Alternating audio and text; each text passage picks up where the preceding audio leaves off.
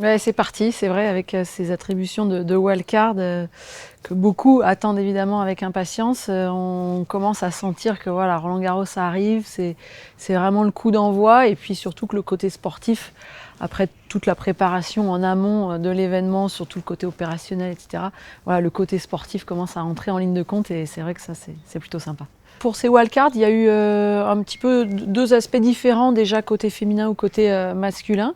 Effectivement, chez les filles, on est plus sur une continuité. Il y avait un petit peu moins de densité. Donc le choix, que ce soit sur le tableau ou en qualif, a été un petit peu plus simple à faire, entre guillemets, avec effectivement des habitués, on va dire, de Roland-Garros, et puis des jeunes à qui on a envie de donner leur chance également.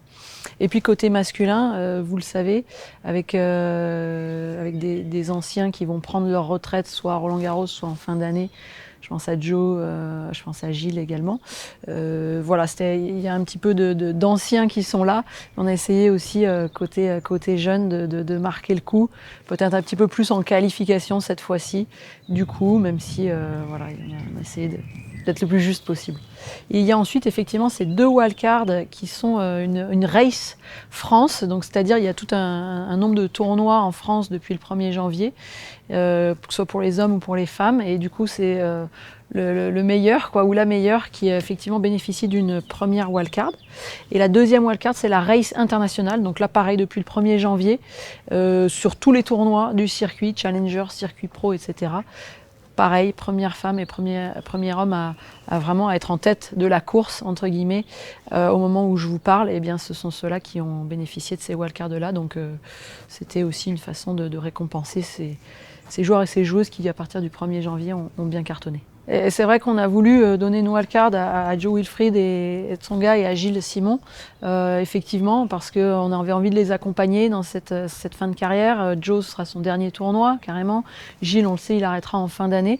Donc on a voulu que ce dernier Roland-Garros, pour tous les deux, ils puissent le vivre dans le tableau final, devant leur public, jauge pleine, un stade plein, on l'espère vraiment pour eux.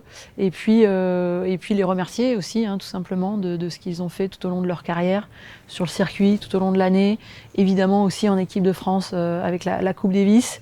Et je crois que voilà, on a vraiment pas hésité longtemps, ça nous est apparu comme une évidence.